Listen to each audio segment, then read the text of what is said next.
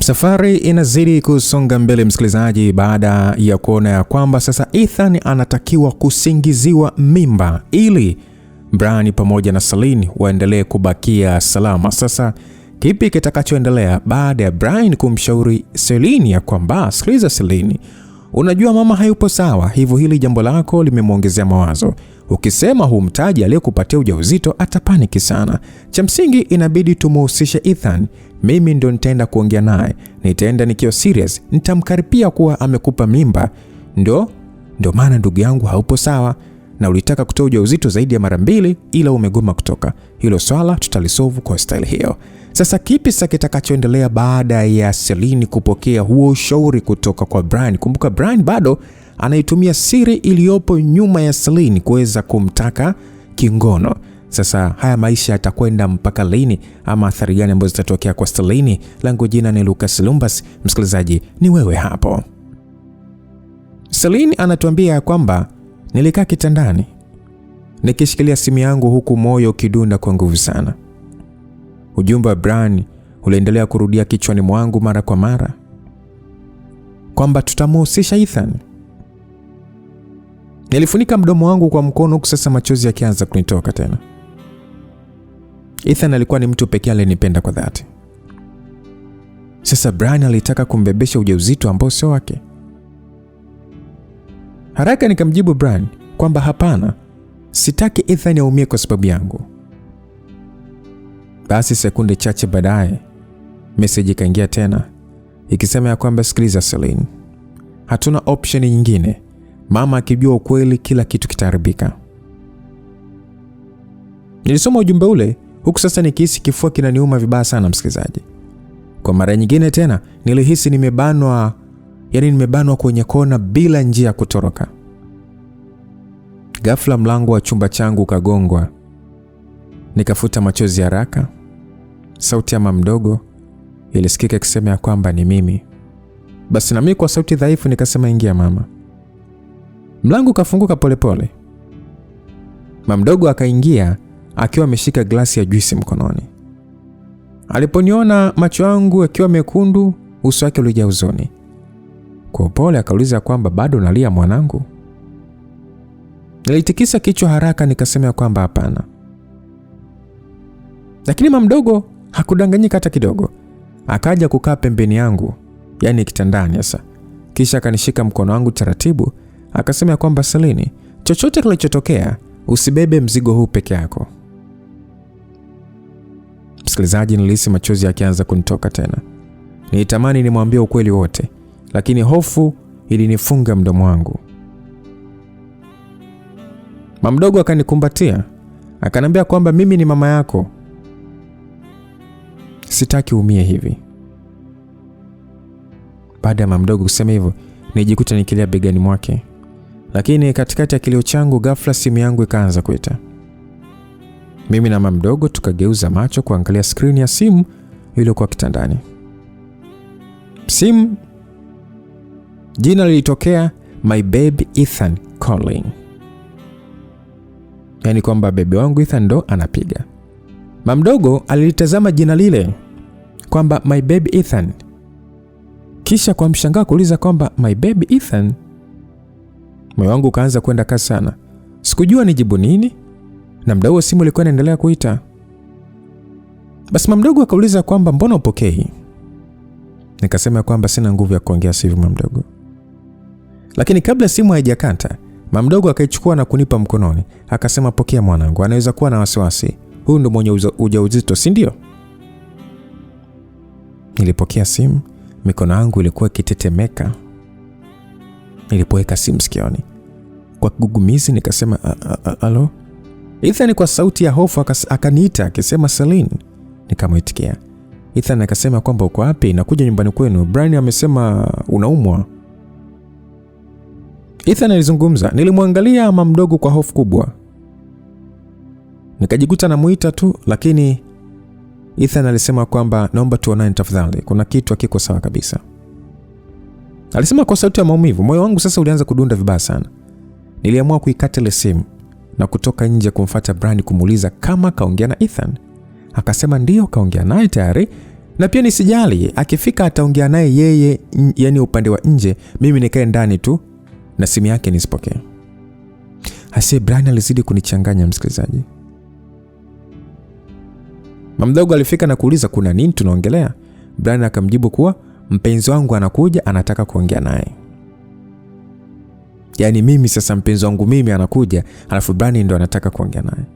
Mamdogo akasema kuwa amlete hapo ndani aongee naye na yeye. Nilibaki nikiwa sijui hata nifanyeje. Ethan alifika bwana.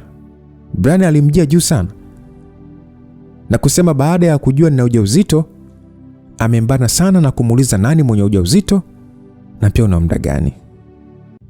Ethan akasema mimi nilimjibu unaenda mwezi wa 3 na pia ni ujauzito wa Ethan, ila sijawahi kumwambia nikiogopa ataukataa na ataniacha, na pia nikawa nimefanya majaribio ya kutoa mara 2. Ethan alikuwa ni mpole tu. Na of course asingekataa, maana ananipenda sana na pia yupo tayari kuulea ule ujauzito. Mimi nilisikuchanganyikiwa. Yani Brian anasema mimba yangu inaelekea miezi 3 wakati hata mwezi hujafika. Ndani yangu nijua kabisa ule ujauzito haukuwa na hata mwezi mmoja vizuri. Lakini Brian alikuwa akiendelea kumdanganya Ethan mbele ya mamdogo kana kwamba kila kitu alikuwa anakijua. Ethan alikuwa amekaa pale kimya, akiwa amenitazama kwa macho yaliyojaa huzuni na upendo kwa wakati mmoja. Kwa sauti ya chini akasema kwamba mimi siwezi kukataa ujauzito wa Celine. Basi na akasema ya kwamba hata kama uliogopa kuniambia, bado nitakuwa upande wako. Msikilizaji, maneno yake yalinichoma sana moyo wangu sana, kiasi kwamba nilihisi machozi yakianza kunitoka. Mamdogo akavuta pumzi ndefu kisha akamtazama Ethan kwa makini na kuuliza ya kwamba kwa hiyo ni kweli huu ujauzito ni wa kwako mwanangu, si ndio? Ethan akajibu ndio mama, na nampenda Celine sana. Nilihisi kifua changu kikiuma vibaya sana msikilizaji, mpaka nikashusha macho yangu chini. Brian aliyekuwa pembeni alionekana mtulivu sana, kana kwamba mpango wake ulikuwa unaenda sawa kabisa. Mamdogo akasema ya kwamba ana bahati kuwa na mwanaume anayewajibika kama wewe. Mamdogo alisema hivyo huku sasa macho yake yakijaa nafuu kidogo. Lakini mimi sikuweza hata kuongea. Kwa mara ya kwanza nilianza kuhisi hatia kubwa sana juu ya Ethan. Alikuwa tayari kubeba kosa ambalo hata kulifanya. Ghafla Ethan alinigeukia, akasema ya kwamba Celine, kwa nini ulitaka kutoa mimba bila kuniambia? Swali lile lilinifanya nihisi kama moyo wangu unasimama vile. Nilimwangalia Brian haraka kwa hofu. Brian akanikazia macho kana kwamba alikuwa akinionya nisiharibu kila kitu. Nami nikajibu kwamba niliogopa. Ethan huku sasa akisogea karibu na mimi akasema kwamba mimi siwezi kukuacha. Ningependa mtoto wetu azaliwe salama. Msikilizaji, eti mtoto wetu? Nijikuta nikilia tena mbele yao wote. Mamdogo haraka akanikumbatia, akasema tulia mwanangu, angalau sasa tumepata mwafaka. Mamdogo alisema hivyo, lakini ndani yangu mambo yalikuwa yanazidi kuharibika kwa sababu kila mtu alianza kuamini uongo wa Brian. Na Ethan alikuwa tayari hata kupeleka swala lile kwa familia yake. Brian akasema kwamba sasa kwa kuwa kila kitu kiko wazi, muhimu ni kuhakikisha tu Celine hapati stress tena. Mamdogo akasema kwamba ndio, huyu mtoto anahitaji utulivu.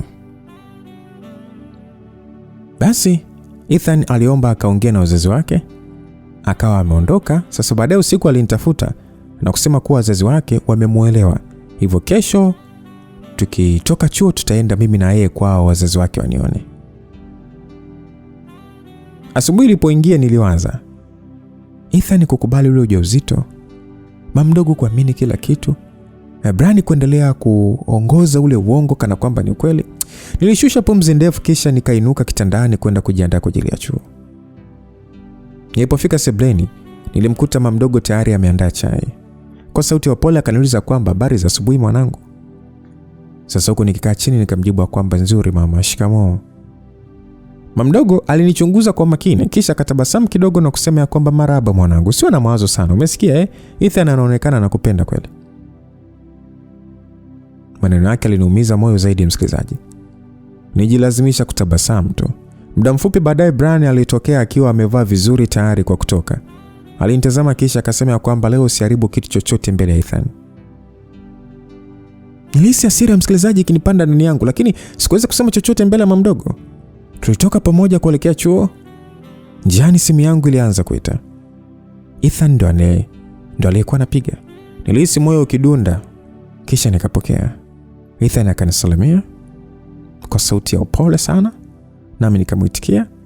Akasema kwamba usijali sana kuhusu jana, umesikia nitakuwa na wewe. Maneno yake alifanya machozi yanitoke. Tulipofika chuoni, Ethan alikuwa tayari amenisubiri nje ya geti. Aliponiona alikuja moja kwa moja karibu yangu akiwa na tabasamu dogo tu la upendo. Akaniuliza kwamba vipi mwamkaje mama? Nami nikamwambia niko sawa. Ethan hakuniachia mkono hata kidogo. Kwa mara ya kwanza nilihisi hatia kubwa sana kiasi kwamba nilitamani nimwambie ukweli wote pale pale. Siku nzima chuoni nilikuwa mtulivu sana. Kila nikimwangalia Ethan nilihisi maumivu moyoni. Yeye alikuwa mwenye furaha, akizungumza kuhusu future yetu kana kwamba ni kweli mtoto alikuwa wake. Ethan akasema kwamba ukijifungua nataka mtoto afanane na wewe. Basi jioni ilipofika, Ethan alinichukua kwa gari lake kama alivyoahidi. Moyo wangu ulikuwa kidunda sana tulipokuwa tunaelekea kwao. Ethan huku sasa akiendesha gari akasema usiogope, wazazi wangu ni watu wazuri tu. Nilitingisha kichwa kidogo, lakini ndani yangu nilikuwa natetemeka. Baada ya dakika kadhaa tulifika kwenye nyumba kubwa nzuri tu. Ethan kwa tabasamu akasema kwamba tumefika. Alishuka kwanza kisha akanifungulia mlango upande wangu. Nilishuka. Tulipoingia ndani, mamake Ethan alitupokea akiwa na tabasamu kubwa usoni. Akasema kwamba, "Oh, huyu ndiye Celine." Ethan alijibu, "Ndio mama." Mamake Ethan alinivuta karibu na kunikumbatia kwa upendo mkubwa kiasi kwamba nilibaki nimesimama tu nikiwa kwenye hali ya mshtuko. Mamake Ethan akasema, "Karibu sana mwanangu." Nami kwa sauti ya chini akasema, "Asante mama." Babake Ethan naye akaja sebuleni. Alinitazama kisha akatabasamu akasema, "Oh, karibu Celine." "Ethan, karibu sana bwana." "Celine, karibu, jisikie uko nyumbani." Ethan ameshatuambia kila kitu." Msikilizaji, nilihofia labda watanichukia, lakini haikuwa hivyo hata kidogo. Babake Ethan akasema kwamba tunaomba ujisikie uko nyumbani binti yangu. Nijikuta machozi yakinitoka tena ghafla. Mamake Ethan akanishika mikono yangu akasema, "Usiogope mwanangu, makosa hutokea tu, muhimu ni mtoto awe salama." Basi kila walivyokuwa kinionyeshia upendo, ndivyo nilivyozidi kuhisi maumivu moyoni, kwa sababu nilijua kabisa walikuwa wakimkaribisha mama wa mjukuu ambaye hata hakuwa mtoto wa Ethan. Wakati wa chakula ulifika. Tulikaa wote mezani huku mamake Ethan akiendelea kuniuliza maswali kuhusu chuo na maisha yangu. Ethan alikuwa pembeni yangu muda wote. Baada ya chakula, mamake Ethan alisema kwa furaha kwamba tutaanza maandalizi taratibu, hatutaki Celine apate stress. Msikilizaji, nilihisi kijasho chepesi kikinitoka. Babake Ethan akasema kwamba na kuhusu ndoa tutakaa tuzungumze vizuri mapema. Kijiko kilindondoka mikononi mwangu ghafla. Ethan alinigeukia kwa mshangao akasema, "Celine, uko sawa?" Nikajibu, "Ndio, niko sawa." Basi babake Ethan akasema kwamba usiogope mwanangu. Inabidi tu tuonane na wazazi wako tujadili hilo. Ikibidi uhamia hata hapa. Msikilizaji, nilishindwa nifurahi ama nifanyeje. Kuolewa na Ethan ilikuwa ni ndoto yangu, ila niliona mtihani mzito unakuja mbele yangu sababu ya ule ujauzito. Lazima atagundua kwamba nimedanganya tu. So baada ya mazungumzo yale ya mezani, moyo wangu ulikuwa bado unapiga kwa nguvu sana. Mamake Ethan alisimama kisha akaniangalia kwa upendo akasema, "Celine mwanangu, leo utakiwa kurudi usiku. Umesikia kwa hiyo utalala hapa." Nimwangalia Ethan haraka kwa mshangao. Yeye akatabasamu kidogo kana kwamba alikuwa amefurahi kusikia hivyo. Ethan akauliza kwamba vipi kama hatakuwa comfortable mama. Basi mama akajibu kwamba hatakiwi kuwa hivyo. Kwa sasa huyu ni mtoto wetu pia. Kisha mama Ethan akasema, "Pumzika mwanangu, ukihitaji chochote useme." Nishukuru nikasema asante mama. Basi Ethan akawa amenipeleka chumbani kwake. Akaniambia nakuja. Alipotoka nje nilikaa pembeni ya kitanda sasa nikishikilia tumbo langu. Nilikuwa nimechoka, sio mwili tu, hata moyo wangu ulikuwa umechoka. Dakika chache baadaye mlango uligongwa. Sauti ya Ethan ilisikika ikisema kwamba ni mimi. Nikamwambia ingia. Ethan aliingia akiwa ameshika glasi ya maziwa ya moto mkononi. Akasema kwamba mama amesema unywe kabla hujalala. Nilijikuta nikitabasamu kidogo kwa mara ya kwanza siku hiyo. Nikasema kwamba asante. Ethan akakaa pembeni yangu kitandani, huku sasa akinitazama kwa macho pole sana. Akauliza kwamba bado na mawazo mengi, si ndio? Kwa sauti dhaifu tu nikamwambia kwamba mimi naogopa. Ethan akashika mkono wangu taratibu akasema kwamba Celine, usiogope, mimi sitakuumiza. Basi machozi yakaanza kunitoka tena ghafla. Ethan naye akaanza kunibembeleza. Akauliza mbona unalia sana siku hizi vipi? Nilimwangalia usoni, alikuwa mpole sana, mwenye upendo wa kweli. Na hilo ndilo lilikuwa linaniumiza zaidi. Kwa sauti ya chini sana nikasema kwamba mimi sistahili upendo wako Ethan. Ethan akakunja uso kidogo akasema wewe, useme hivyo bwana. Nami kunikilia nikasema kwamba acha tu. Ethan alinivuta karibu yake taratibu kisha akanikumbatia. Akasema mimi nakupenda Celine. Hata ukiwa na hofu gani, mimi nitabaki hapa. Basi mimi nilijikuta nikizidi kulia kifuani kwake. Usiku ule Ethan hakutaka kuniacha nihuzunike hata kidogo. Alinibembeleza, akanichekesha kidogo mpaka nikaanza kutulia taratibu. Ethan akasema unajua nini? Nataka mtoto wetu ajawe na tabia kama za kwako zote. Nilihisi moyo wangu ukiuma tena kwa nguvu sana. Kwa sauti ya chini nikamuuliza kwamba kwa nini unanipenda hivi Ethan? Ethan akatabasamu kisha akanibusu kwenye paji la uso akasema kwa sababu wewe ni wewe. Usiku ulivyozidi kwenda nilijikuta nimelala pembeni yake huku kichwa changu kikiwa kifuani kwake. Kwa muda mfupi nilihisi amani ambayo sikuwa nimeisikia kwa muda mrefu, lakini ndani yangu hofu ilikuwa bado ipo. Asubuhi ilipofika niliamka nikimkuta Ethan bado amenikumbatia. Nilimtazama kwa sekunde kadhaa huku sasa moyo wangu ukiuma. Kwa sauti ya chini nikamwambia kwamba samahani Ethan. Nilinong'ona polepole bila yeye kusikia. Baada ya kujiandaa tulishuka chini pamoja kwa ajili ya breakfast. Mama yake Ethan alitabasamu sana alipotuona. Akasema kwamba mnaendana sana nyinyi wawili. Baada ya Ethan kusema hivyo, mimi nilazimisha tabasamu tu. So baada ya breakfast, Ethan alinichukua kwenda chuoni kama kawaida. Safari nzima alikuwa akinishika mkono mara kwa mara huku akitabasamu. Tulipofika chuo, wanafunzi wengi walikuwa wakituangalia. Ethan alishuka kwanza kisha akanifungulia mlango. Akasema, "Twende princess." Nilishuka taratibu, lakini ghafla macho yangu akakutana na Brian. Alikuja kutusalimia. Niliona kabisa uso wake ulikuwa umejaa hasira na wivu uliofichika. Nilihisi moyo wangu ukidunda kwa nguvu sana. Ethan hakugundua chochote. Akaushika mkono wangu kwa furaha, lakini Brian alionekana kama ni mtu fulani hivi ambaye ni kama alikuwa anakaribia kupasuka kwa hasira. Basi Ethan akasema kwamba sasa princess, tukutane basi baadaye. Nikamjibu okay. Ethan alinibusu kwenye paji la uso kisha akaondoka. Brian alinisogea haraka. Akasema kwamba unaonekana unaenjoy maisha sana kule kwa Ethan, si ndio? Nilimwangalia kwa hasira, nikasema Brian, hivi una matatizo gani? Brian alicheka kwa dharau kidogo akasema kwamba usisahau nani aliyeweza kukuokoa. Nilimwacha pale nikatembea kuingia darasani. Basi jioni niliporudi nyumbani, mama mdogo alikuwa sebuleni akiangalia TV. Aliponiona alitabasamu, akasema, karibu mwanangu. Ilikuwaje huko? Basi mimi nilikaa chini taratibu huku nikishusha pumzi ndefu. Nikasema, mama, familia ya Ethan imenipokea vizuri sana. Mama mdogo kwa furaha kubwa akasema, kweli? Nikasema ndio, na walisema wanataka kuja kukuona. Mama mdogo alijikuta akicheka kwa furaha. Akasema, jamani, Ethan ni kijana mzuri sana. Basi mimi nilijilazimisha kutabasamu tu huku nikimwona Brian akiwa pembeni ametulia kimya. Brian alisema kwamba naona mambo yanaenda vizuri kuliko tulivyotarajia. Brian alisema hivyo huku sasa akinitazama kwa maana nzito. Wiki moja baadaye, nyumba yetu ilikuwa busy sana siku hiyo. Mama mdogo alikuwa ameandaa kila kitu vizuri tu kwa ajili ya wageni wa muhimu waliokuwa wanakuja. Moyo wangu ulikuwa kidunda sana niliposikia honi ya gari nje. Mama mdogo kwa furaha akasema, "Oh, wamefika."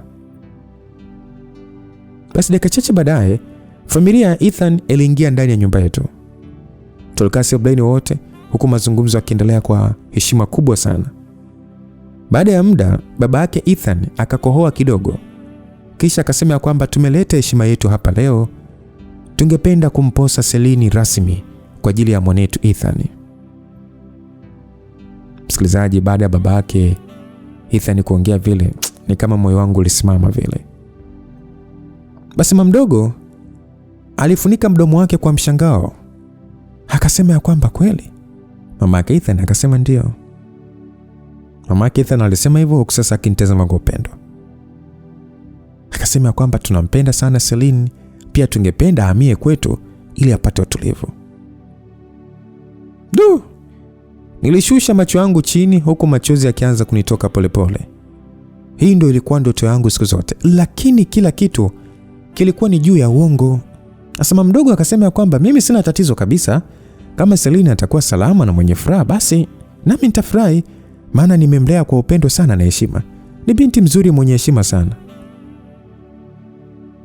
Mama mdogo alisema hivyo. Ethan alinitazama kwa furaha kubwa kiasi kwamba moyo wangu uliuma zaidi. Baada ya mazungumzo kumalizika, familia ya Ethan ikaondoka huku sasa wakaahidi kuanza maandalizi mapema. Usiku ulipoingia, Brian alinifuata kwa sauti ya dharau akasema kwamba hongera sana bi harusi. Nami nikasema kwamba Brian, tafadhali. Brian akasema, nisikilize. Mimi nakuruhusu kwenda kwa Ethan. Nimwangalia kwa mshangao. Brian akasema kwamba lakini usijaribu kusitisha kile kilichoanza kati yetu. So unataka siri yako ibakie salama, si ndio? Alisema hivyo. Sasa mimi nilihisi machozi yakinitoka taratibu. Nikasema kwamba sawa, sitoacha kuwasiliana na wewe. Brian akatabasamu kidogo kana kwamba ameshinda. Akasema kwamba hivyo ndivyo nataka. Basi kesho yake nilimpigia rafiki yangu wa karibu, anaitwa Jamila. Tulikutana mjini kidogo kisha nikamweleza kila kitu kuhusu posa ya Ethan. Jamila alipiga kelele kwa furaha akasema, "Wow, Celine, yaani unaolewa na Ethan kweli?" Nicheka kwa furaha kidogo kwa mara ya kwanza baada ya muda mrefu, nami nikamjibu ndio. Jamila akasema, "Rafiki yangu hongera sana jamani, hongera." Lakini baada ya kuona uso wangu umebadilika, Jamila alikunja uso akasema, "Sasa mbona hauonekani kuwa na furaha vipi?" Nilikaa kimya kwa sekunde kadhaa kisha nikamwambia kwamba kuna mambo mengi yananiumiza sana Jamila. Jamila alinibusu shavuni kwa upendo wa kirafiki tu akasema kwamba usijali, sawa? Usijali bwana, kila kitu kitakuwa sawa. Basi msikilizaji, hatimaye nilitolewa posa na mahali. Nikaambiwa nihamie kwa kina Ethan. Nikijifungua ndio nitaolewa. Siku ya kupanga vitu vya kuhamia kwa kina Ethan, Jamila alikuja nyumbani kwetu kunisaidia. Tulicheka, tukapiga story, hata mama mdogo alikuwa mwenye furaha sana siku hiyo. Sana tu. Basi mama mdogo akamwambia Jamila kwamba Jamila, leo lala hapa. Jamila akasema sana mama. Usiku ulipozidi kwenda, mimi na Jamila tulikuwa bado tunapiga story chumbani. Jamila huko akicheka akasema kwamba yani bado siamini kama unaolewa jamani. Nilitabasamu kidogo, lakini ghafla nilihisi maumivu makali tumboni. Nilishika tumbo. Jamila alinuka kwa ufa akasema, Celine, nini shida? Maumivu yaliongezeka vibaya sana kiasi kwamba nijikuta najikunja kitandani. Muda sasa kuna tetemeka, nikasema tumbo linauma. Dakika chache baadaye nilihisi kitu cha moto kikinitoka. Jamila aliposhusha macho hivi akaona damu kwenye shuka. Basi aliita akasema, Celine, damu, mama mdogo. Basi aliita na mlango ulifunguliwa kwa nguvu. Mama mdogo akaingia ndani kwa hofu kubwa. Mama mdogo akaita naye, Celine. Walinishika haraka huku damu ikiendelea kutoka. Mama mdogo alianza kulia. Na kisha akasema tumpeleke haraka hospitali. Dakika kadhaa baadaye tulifika hospitalini. Nikapelekwa chumba cha dharura. Baada ya matibabu, Asubuhi yake nilipewa taarifa kuwa ujauzito wangu umeharibika. I say. Nilikaa kitandani hapo, kitanda cha hospitali, nikitazama dari huko machozi yakinitoka. Mwili wangu ulikuwa dhaifu sana, lakini maumivu ya moyoni yalikuwa makubwa zaidi, kwamba ujauzito umeharibika. Mama mdogo alikuwa pembeni yangu akinishika mkono kwa upendo, huku naye akilia kimya. Jamila alikuwa karibu na dirisha akijifuta machozi. Mama mdogo kwa sauti ya maumivu akasema, pole sana mwanangu. Nilifumba macho yangu kwa sekunde chache, nikihisi kifua kinaniuma vibaya sana. Dakika chache baadaye mlango wa chumba ulifunguliwa. Sauti ya Ethan ndio iliyosikika ikiita Celine. Alionekana mwenye hofu sana kiasi kwamba hata shati lake lilikuwa limekunjamana, yani ni kama mtu fulani hivi aliyekimbia haraka kuja hospitali. Kwa sauti ya chini akasema, Mungu wangu. Alisema huku sasa akisogea karibu yangu haraka. Nilihisi machozi yakinitoka tena. Ethan akakaa pembeni yangu kitandani, kisha akanishika mkono wangu kwa upendo mkubwa sana. Akauliza kwamba uko sawa baby? Nilitingisha kichwa kukubali. Sikuweza hata mimi kuongea. Mama mdogo akavuta pumzi ndefu na kusema kwamba madaktari wamesema mimba imeharibika. Uso wa Ethan ulibadilika ghafla. Alishusha macho yake chini kwa sekunde kadhaa, kana kwamba yani ni kama ni yale maumivu yamempiga moja kwa moja moyoni. Kisha taratibu akageuka kuniangalia, alafu hakusema chochote kwa muda. Alimvuta tu karibu yake na kunikumbatia. Nijikuta nikilia kifuani kwake. Ethan akasema, usijilaumu, tulia, usijilaumu sawa? Usiumie baby, nyamaza. Nami huku nikilia nikasema kwamba samani Ethan. Ethan akasema, hautakiwi kuniomba samani. Hili sio kosa lako. Nilimtazama usoni nikihisi moyo wangu ukiuma zaidi. Nikasema kwamba mimi nilimtaka nimuone mtoto wetu. Nilisema hivyo. Ethan akabusu paji la uso wangu na kuniambia kwamba nami nilimtaka, lakini muhimu zaidi ni wewe kuwa salama. Maneno yake yalinigusa moyo vibaya sana kiasi kwamba nilizidi kulia. Mama mdogo na Jamila wakaangaliana kisha wakatoka nje kutuacha peke yetu. Chumba kabaki kimya. Ethan alikuwa bado amenikumbatia kwa upendo mkubwa sana. Baada ya muda alinilaza kichwa changu kifuani kwake, sasa akiendelea kunibembeleza kwa kuchezea nywele zangu. Kwa sauti ya chini akasema kwamba najua unaumia, lakini pole sana, jikaze. Ethan alivyokuwa anazungumza hivyo, mimi moyoni nilikuwa nahisi maumivu sana. Nikamwambia usiseme hivyo. Nilimwambia hivyo Ethan. Ethan akasema kwamba wewe ni msichana mzuri sana na nakupenda. Basi Ethan akanichuma tena kwenye paji la uso, kisha akanitazama kwa macho upendo. Kwa sauti ya upole akasema kwamba utapona, umesikia? Na siku moja Mungu akipenda tutakuwa na mtoto mwingine, umesikia mama? Nilishindwa hata kumjibu Ethan. Na Ethan hakutaka kuondoka pembeni yangu hata kidogo. Kila dakika alikuwa akiniuliza kama nahitaji kitu. Bado nilikuwa na maumivu ya tumbo ese. Niliguna kwa maumivu. Ethan akasema kwamba nini tena? Nikamwambia tumbo linaniuma. Akasema pole sana. Ningekuwa na uwezo hata ningechukua maumivu yote nikubebee mimi. Basi nijikuta nikilia tena kwake. Kwa mara ya kwanza baada ya muda mrefu nilihisi upendo wa kweli kabisa kutoka kwa mtu aliyekuwa tayari kufanya chochote kwa ajili yangu. Baada ya kupata nafuu niliruhusiwa kutoka hospitali. Ethan alinichukua nikaenda kukaa nyumbani kwao kama ilivyopangwa hapo awali. Dani alinitafuta na kuniambia kwamba naona umeamua kutoa mimba sasa, si ndio? Sio mbaya, umeona uangamizi na kizazi cha marehemu au sio? Nikamwambia Brian, mimi sijatoa mimba, imeharibika yenyewe. Brian akasema wala hata usijali bwana, iwe imetoka au umeitoa. Mimi nikukumbushe tu huko ulipokuwa mimi na wewe ni wapenzi. Sawa Usije nisahau kisa huyo boya wako Ethan, umesikia? Maana unajua kitakachotokea. Mimi nikikuhitaji muda na wakati wote, naomba utimize matakwa yangu ili maisha yako yaende vizuri kabisa, umesikia? Kwa hiyo wewe ulipo utakapokuwa popote pale, fahamu tu kwamba mimi na wewe bado tuko pamoja. Nikaambia ni sawa Brian, ila naomba pia ufikirie kunipatia nafasi kidogo na mimi. Brian akasema nafasi ndio kama hiyo umepata kwenda huko kwa bwana wako bwana. Au nadhani mimi nimefurahia wewe kwenda kuishi kwa Ethan? Na kama ningejua ingekuwa hivi basi ungetoa mimba na ubaki hapa hapa. Nikasema Brian, naomba basi twende sawa ili kusiwe na matatizo. Brian alicheka kwa dharau kidogo, akasema kwamba matatizo yapo tayari Celine, na usisahau nani anayeyashikilia. Moyo wangu kazidi kuuma msikilizaji. Sikutaka tena kuendelea kuongea naye, lakini nilijua hasira zake zingeweza kuharibu kila kitu. Nikasema kwamba basi nitakutafuta baadaye. Brian akasema good girl. Alisema hivyo kisha akakata simu. Nikaa kitandani huku machozi yakaanza kunitoka tena taratibu. Nilihisi kama maisha yangu yote yalikuwa yamejaa giza. Mlango wa chumba kufunguliwa taratibu. Sauti ya Ethan ilisikika akiniita baby. Tena mdau alikuwa ameshika kikombe cha chai ya moto mkononi. Aliponiona nalia, uso wake ukabadilika haraka. Akasema, "Hey, nini tena?" Aliuliza kwa upole kusasa akiweka kombe pembeni na kuja karibu yangu. Haraka nikapangusa machozi yangu, nikasema hakuna.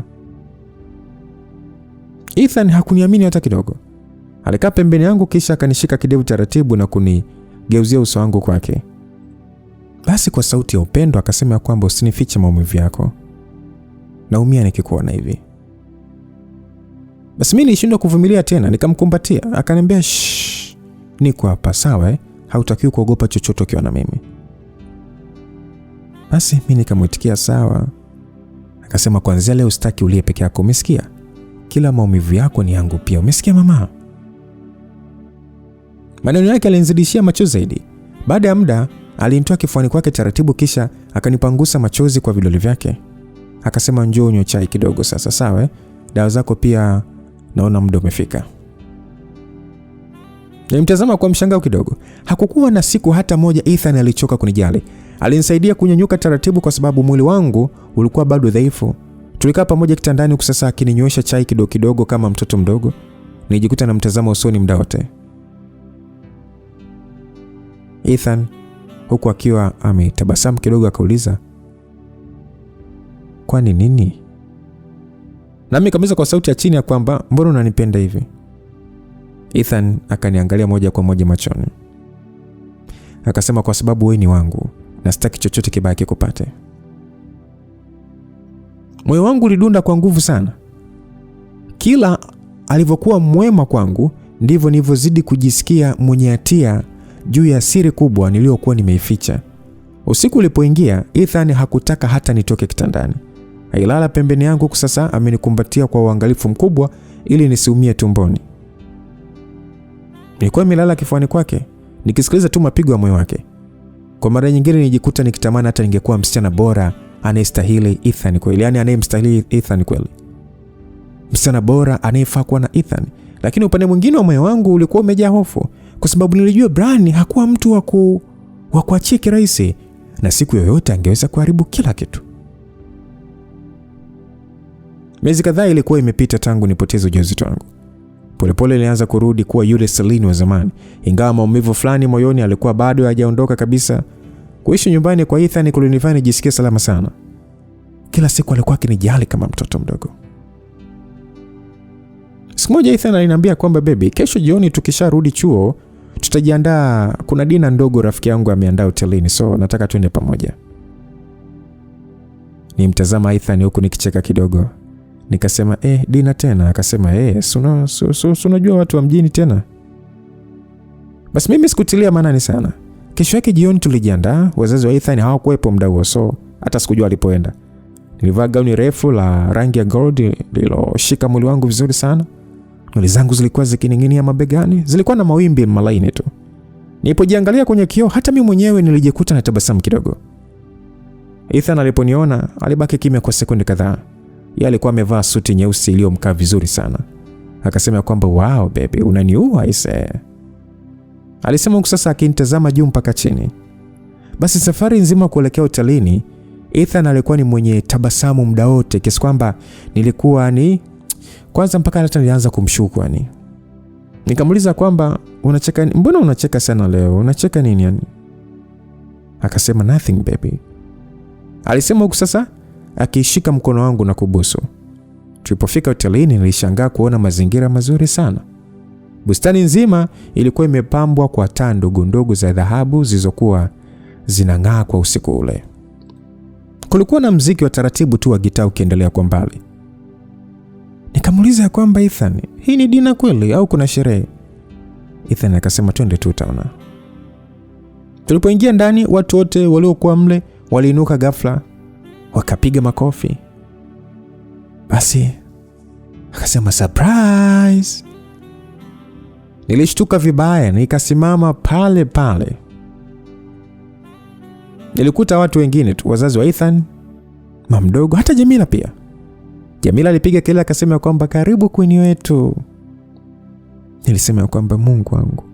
Nilisema sasa nikifunika mdomo wangu kwa mshangao. Kila mtu alikuwa ananitazama kwa furaha. Moyo wangu ulianza kudunda kwa nguvu sana. Ghafla taa zikapungua mwanga kidogo. Muziki wa taratibu ukaanza kusikika vizuri zaidi. Niligeuka kumtazama Ethan. Kwa sauti ya chini nilimuita Ethan. Hakujibu.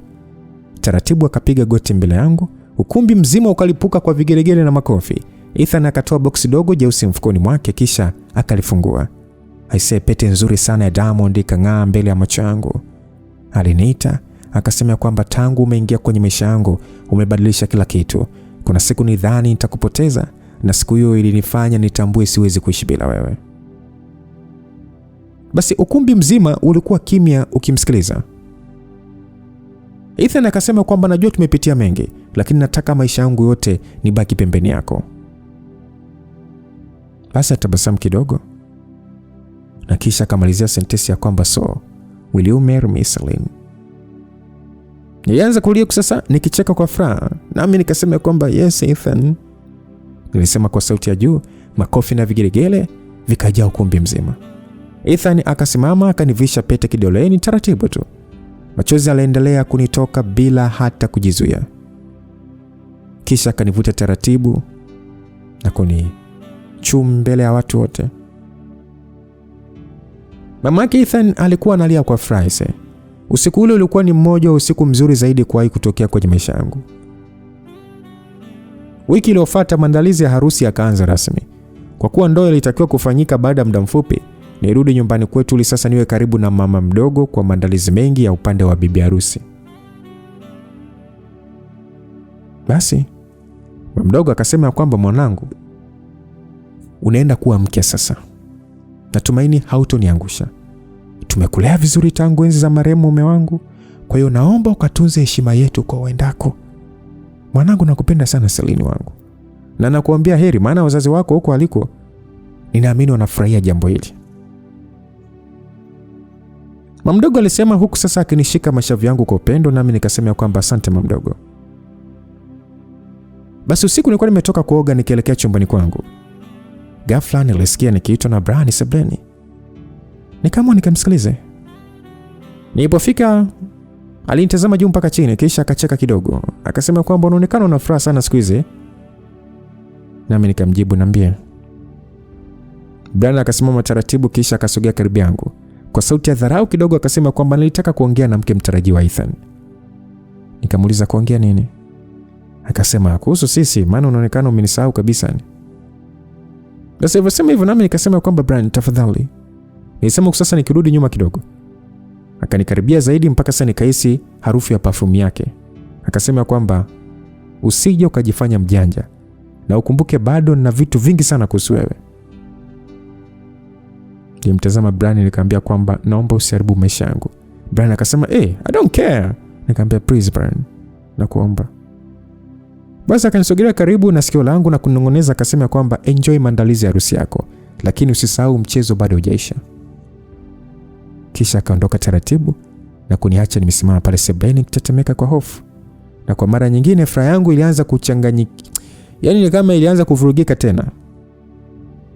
Kuvurugika huko ni kutokana na hofu ya siri ambayo ingeweza kuvunja kila kitu. Basi siku za maandalizi ya harusi zilianza kupita kwa kasi sana. Nyumbani kwetu kulikuwa na pilika yani kila kona. Mdogo alikuwa busy na maandalizi huko, rafiki yangu Jamila akihakikisha kila kitu kinaenda sawa. Jamila kanasema kwamba jamani, maua yawe meupe na gold tafadhali. Yaani jamani, naomba sana yawe hivyo. Mimi nataka harusi ya rafiki yangu iwe kama ni ya fairy tale vile. Basi mimi mdogo nilikuwa busy tu kwenye simu kutafuta magauni. Kwa muda ule nijaribu kusahau hofu yote iliyokuwa moyoni mwangu. Nikajipa nafasi ya kufurahia hatua mpya maisha yangu. Hatimaye tulienda kuchukua gauni langu la harusi. Ilikuwa gauni jeupe refu tu lenye kung'aa. Sehemu ya juu ilikuwa imekaa mwilini vizuri sana, huku sasa mkia wake mrefu ukiburuzika chini. Nilipotoka nalo kwenye dressing room, kila mtu alibaki kimya kwa sekunde kadhaa. Mama mdogo akasema, Mungu wangu. Yaani Celine wangu umefanana kabisa na malaika. Jamila naye akaruka kwa furaha. Akasema, hapana, Ethan akikuona hivi atazimia kabisa.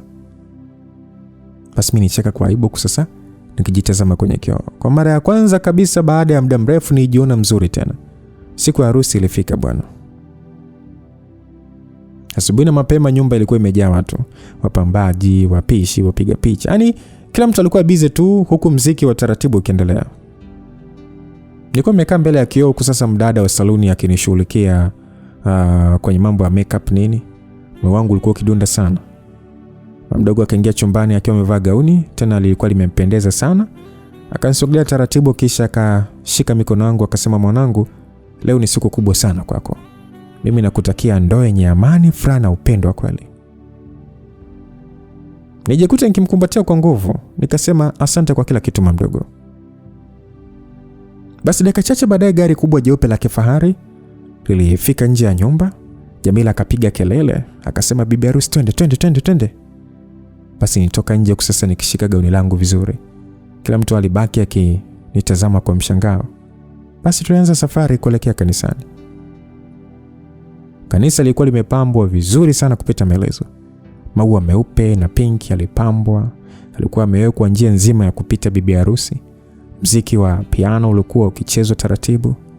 Ethan alikuwa mbele amesimama tu na bestman wake. Alikuwa amevaa suti nyeupe iliyomkaa vizuri sana kiasi kwamba kila mtu alikuwa akimsifia, lakini macho yake yalikuwa mlangoni yakinisubiri mimi tu. Watu wote waliinuka. Muziki wa harusi ukaanza rasmi. Nilianza kutembea taratibu kwenye red carpet huku sasa nikimshika bridesmaid mkono. Kila hatua niliyopiga moyo wangu ulikuwa unazidi kudunda zaidi. Ethan aliponiona macho yake yakajaa machozi. Alibaki akinitazama kana kwamba alikuwa anaangalia ndoto. Nilipomfikia alicheka kidogo huku sasa akijifuta machozi yake. Akasema kwamba, baby, you look so perfect. Alishusha macho kwa aibu huku sasa nikitabasamu. Padri akaanza ibada ya ndoa. Baada ya muda tukaapishwa viapo vya ndoa na kuvalishana pete. Makofi yakalipuka kanisa zima. Kisha padri akasema kwamba na sasa na watangaza rasmi kuwa mume na mke. Bwana harusi unaweza kumbusu bibi harusi. Basi ukumbi mzima ukalipuka kwa vigelegele. Ethan akanivuta karibu yake kisha akanichumu kwa upendo mkubwa sana mbele ya watu wote. Mamake Ethan alikuwa analia kabisa kwa furaha huku babake akimkumbatia. So baada ya hapo sherehe ikaendelea kwa shangwe kubwa sana. Kulikuwa na muziki, vyakula vya kila aina, vinywaji na kucheza kwa sana, vitu kama hivyo. Sasa muda wa zawadi ulipofika, wageni wengi walileta zawadi za thamani. Kulikuwa na friji kubwa, TV ya kisasa, seti za vyombo vya kifahari, sofa mpya na hata gari jipya kutoka kwa wazazi wa Ethan. Najikuta kimtazama Ethan mara kwa mara. Alikuwa akicheka na wageni lakini kila dakika macho yake yalikuwa yanarudi kwangu. Kana kwamba bado hakuamini mimi sasa nilikuwa mke wake rasmi. So baadaye tulisimama katikati ya ukumbi kwa ajili ya first dance yetu kama mume na mke. Muziki wa taratibu kaanza. Mikono ya Ethan ilinizunguka kiunoni kwa huku sasa akiniegemeza kifuani kwake na akaninong'oneza akasema kwamba you are final man forever. Machozi ya furaha yakaanza kunitoka tena. Kwa muda ule nilisahau maumivu yote niliyowahi kupitia. Nilihisi kama nilikuwa kwenye ndoto nzuri sana, lakini kila nikimwona Brian moyo wangu ukaanza kupata hofu. Niliwaza nifanyeje Brian asiniharibie. Usiku ulizidi kuingia, muda wa kuondoka kwenda Fungate ukafika. Nje ya ukumbi gari la kifahari lilikuwa tayari linatusubiri huku sasa limepambwa maua meupe yani limewekewa zile ribbon za gold zile. Wageni wote waliinuka kutushangilia. Mama mdogo alikuwa analia tena huku sasa akinikumbatia kwa nguvu. Akasema kwamba mwanangu, ukafurahia maisha yako mapya. Nilimkumbatia pia huku sasa nami machozi yakinitoka nikasema asante mama.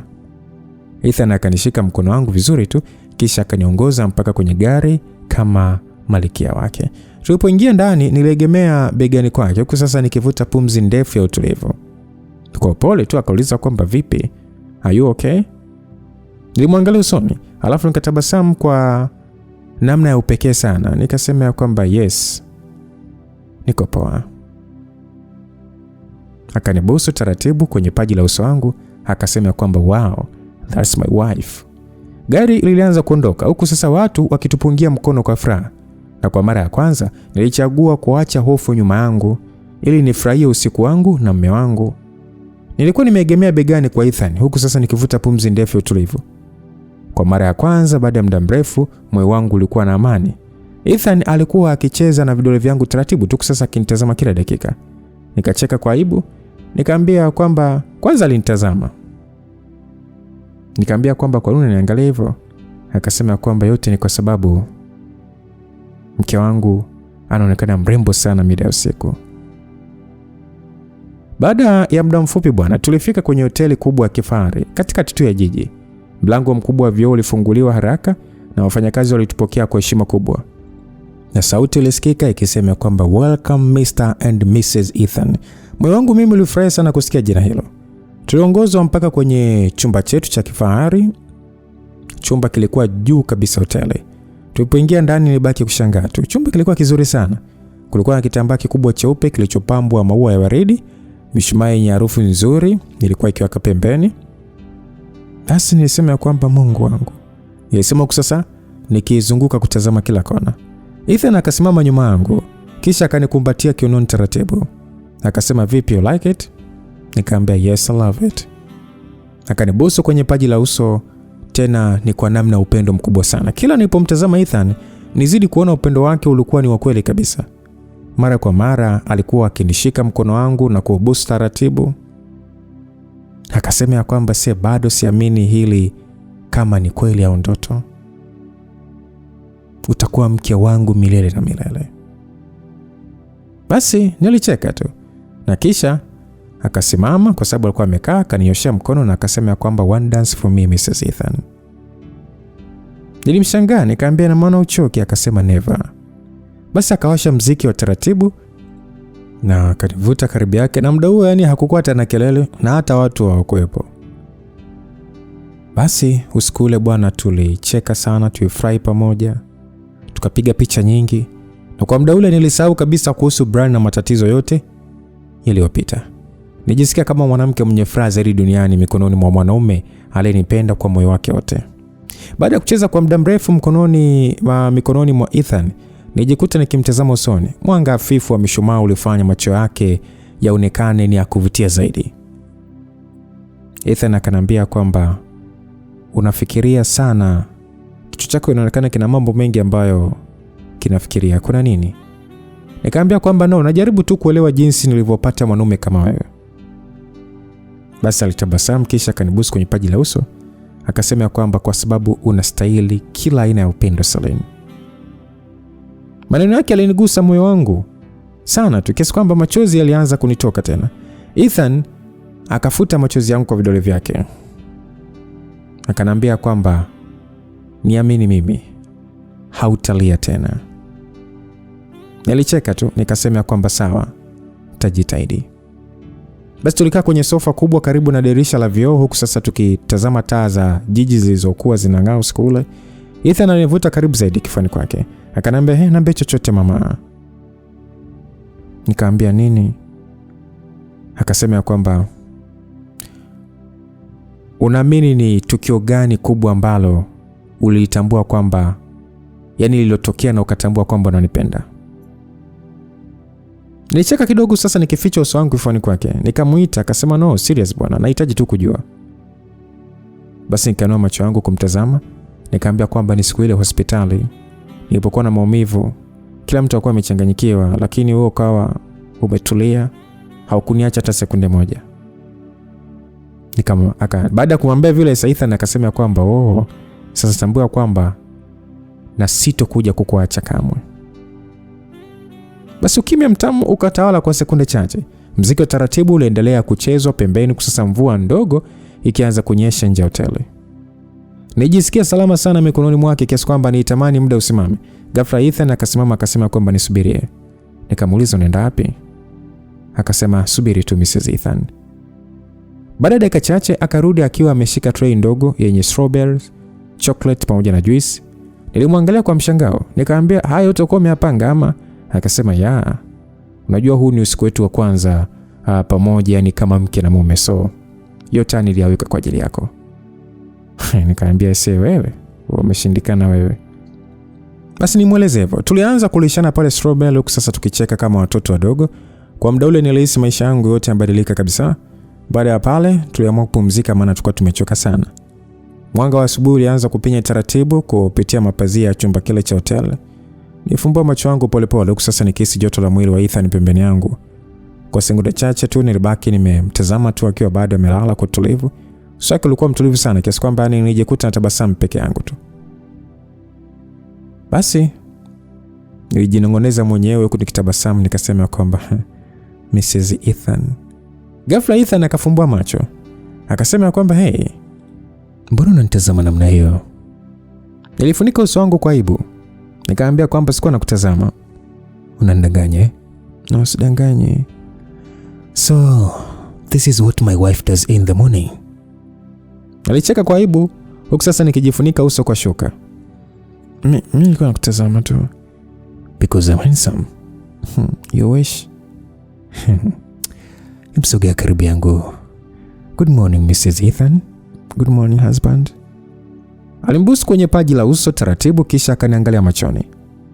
Are you okay today? Yeah. For the first time in a long time. Very peaceful. Baada ya muda tuliinuka kujiandaa. Ethan akawa sasa ameagiza breakfast chumbani. Nimuuliza kwamba Ethan, hii yote ni nini tena? Hii ni honeymoon breakfast. You are doing too much. Yote ni kwa ajili yako. Okay, thank you. Tulikaa pamoja tukiwa sasa tukicheka na kupiga picha za kumbukumbu. Kila nikimwangalia Ethan nilihisi moyo wangu ukizidi kumpenda zaidi. Sasa baadaye mchana tulitoka kidogo kuzunguka mjini. Ethan alinunua ice cream kisha akanipaka kidogo kwenye pua yangu makusudi tu. Basi mimi nipiga kelele huko nikicheka. Jioni ilipoanza kuingia tulirudi hotelini kuchukua mizigo yetu bwana. Mama yake alikuwa ametufuata. Hasa nisimama karibu na dirisha nikitazama anga la jioni sasa nikihisi muda ule umeenda haraka sana.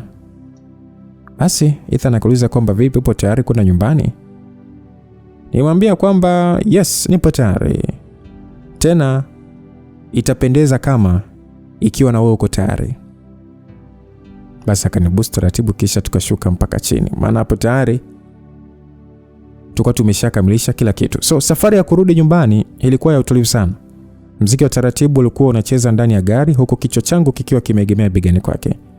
Mama yake akiwa ndo dereva wetu. Ethan akasema kwamba unaweza ukaamini kwamba kesho tunaenda chuo? Nikamjibu kiukweli sitaki hata ni kufikiria ni kazi za chuo yani sijisikii ni kufikiria kazi ya chuo. Ethan akasema kwamba usijali. Muhula huu utakuwa ni tofauti sana. Nikauliza kivipi? Ethan akasema ni kwa sababu kuanzia sasa tutakuwa pamoja rasmi. Nilitabasamu tu huku nikimshika mkono wake kwa nguvu zaidi. Kwa mara ya kwanza baada ya kupitia maumivu yote yale nilihisi maisha yangu yanaanza upya. Kweli tulipofika nyumbani, Ethan alinifungulia mlango wa gari kama kaida yake. Nikashuka taratibu sasa nikiangalia nyumba yao kwa hisia tofauti kabisa. Nyumba ile haikuwa tena sehemu ya kawaida. Ilikuwa mwanzo wa maisha yetu mapya kama mume na mke. Basi tulipoingia ndani ya nyumba, nilishtuka kuona baadhi ya ndugu na marafiki wa karibu walikuwa bado hawajaondoka baada ya sherehe. Sebule ilikuwa bado imepambwa maua na maballoons tu huku vicheko vikisikika kila kona. Mmoja wa binamu zake Ethan alipiga kelele kwa furaha akasema kwamba maharusi wamefika jamani. Kila mtu akaanza kutushangilia huku sasa wengine wakitupiga picha. Mama yake Ethan akanikumbatia na kusema kwamba karibu nyumbani mwanangu. Nikasema asante mama. Nilimjibu huku sasa nikitabasamu kwa hisia nyingi. Nilikuwa nimechoka kidogo lakini moyo wangu ulikuwa mwepesi sana. Ethan hakuniachia mkono hata sekunde moja. Kila mtu alikuwa akitutania kuhusu honeymoon yetu kiasi kwamba nilikuwa nacheka tu kwa aibu muda wote. Dadake Ethan huku akicheka akasema kwamba tunataka details zote. Ethan akajibu mtapata stress bure tu. Ethan alijibu hivyo na akafanya wote wacheke. Baada ya muda mfupi mamake Ethan akatuonyesha zawadi zote za harusi zilizokuwa zimehifadhiwa chumbani kwetu. Na akasema kwamba mnaweza kuzifungua kesho. Ethan akasema hapana mama. Pressure itatuua. Basi tulipoachwa wenyewe chumbani kwetu nilibaki nikitazama vile vilivyokuwa vile chumba ambacho tulichokuwemo, namna ambavyo kilikuwa kimepangwa vizuri, kitanda kilikuwa kimetandikwa fresh na zawadi nyingi zilikuwa zimepangwa sakafuni. Nilishangaa tu, nikasema Mungu wangu, kuna zawadi nyingi sana. Ethan akanikumbatia kutoka nyuma akasema kwamba upo tayari Mrs. Ethan? Nikamgeukia nikasema kwamba nipo tayari.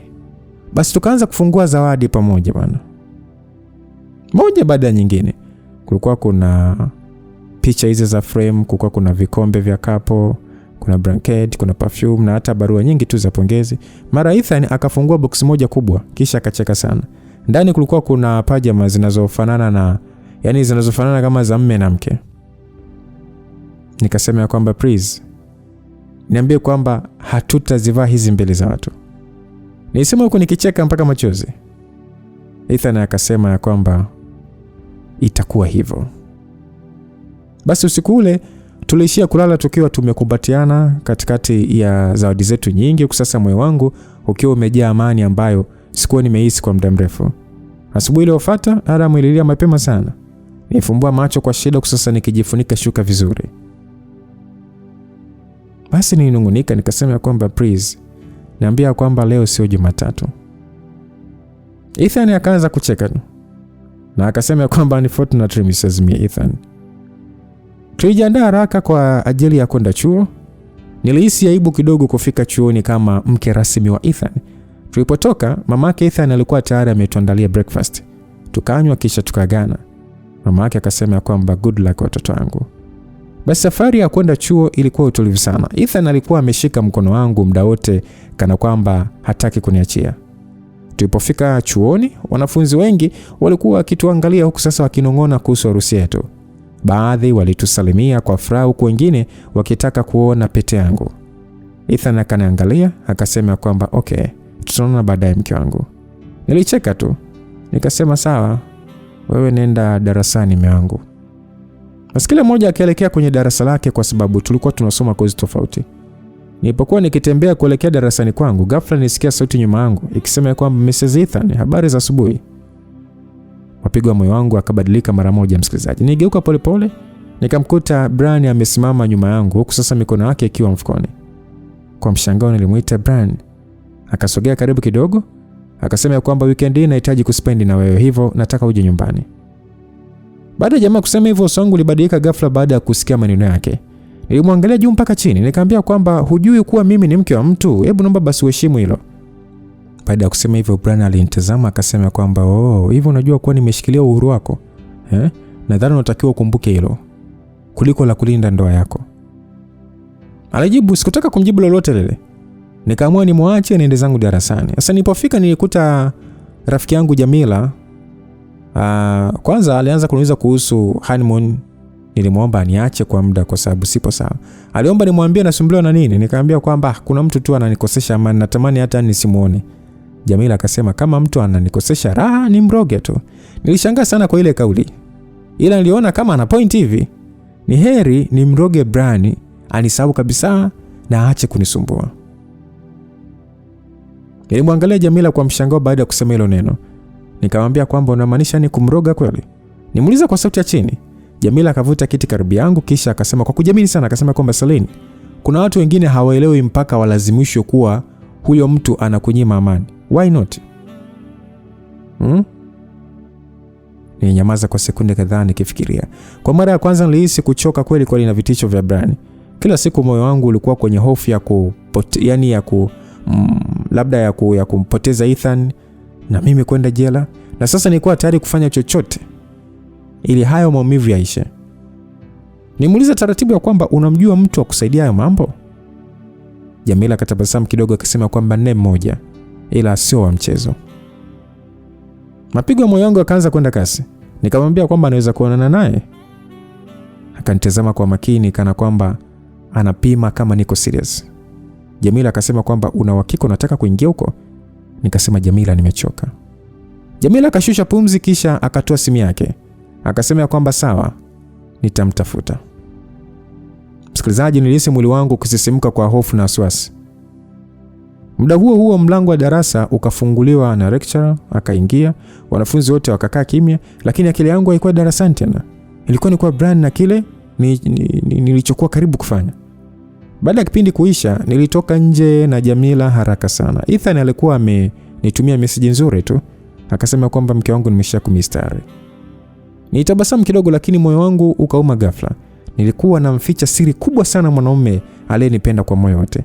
Sasa Jamila akanigusa bega, akasema kwamba nimepata appointment ya leo jioni. Nilishtuka nikasema nini leo? Jamila akasema ndio, na ni siri, yani hakuna anayetakiwa kujua umeenda huko, hata Ethan. Nikasema sawa. Basi jioni ilipofika nimdanganye Ethan kuwa nina group discussion na classmate wangu. Ethan akasema kwamba usichelewe sana baby. Ethan alisema sasa akinibusu kwenye paji la uso. Nikamjibu okay. Nilimjibu sasa nikishindwa hata kumtazama vizuri machoni. Mimi na Jamila tukapanda gari kuelekea sehemu nisiyojua kabisa. Nimuuliza Jamila kwa sauti ya wasiwasi kwamba Jamila, una uhakika na hii sehemu? Jamila akasema relax, tutamaliza kila kitu leo. Basi dakika chache baadaye taksi ilisimama mbele ya nyumba moja hivi. Moyo wangu ukaanza kudunda kwa nguvu sana. Mwili wangu wote ukasisimka kwa hofu. Jamila akanishika mkono na kunivuta ndani. Tulipoingia, harufu nzito ya ubani ilijaa kila kona. Kulikuwa na mishumaa mingi iliyowashwa sakafuni, kusasa kuta za ile nyumba zikiwa zimefunikwa vitambaa vyeusi. Mzee mmoja mwenye ndevu nyingi tu alikuwa amekaa kwenye mkeka akitazama bila kupepesa macho. Kwa sauti nzito akasema karibuni. Nilihisi miguu yangu ikitetemeka. Jamila akakaa chini haraka kana kwamba alizoea sehemu ile. Mimi nikakaa pembeni yake kwa hofu kubwa. Yule mzee akasema kwamba unataka kusaulika na mtu? Yule mzee alisema sasa akinitazama moja kwa moja. Nilishtuka. Kwa kusita nikajibu hapana. Mzee akatabasamu kidogo akasema kwamba usidanganye mwanangu. Moyo wangu kazidi kwenda mbio msikilizaji. Niliomba Jamila atoke niongee na yule mzee. Jamila akatoka, ila alikuwa kama kakasirika hivi. Unajua Yaani aliona kama ni mimi rafiki yake ambaye ananisaidia afu bado kuna vitu namficha. Basi nikamwambia yule mzee shida yangu ni kaka yangu ana mahusiano na mimi na ananitishia kuharibu ndoa yangu. Hivyo naomba anisaidie tumfunge au nimfanye awe ananisikiliza mimi ninachotaka. Basi yule mzee akasema kwamba hilo linawezekana kabisa.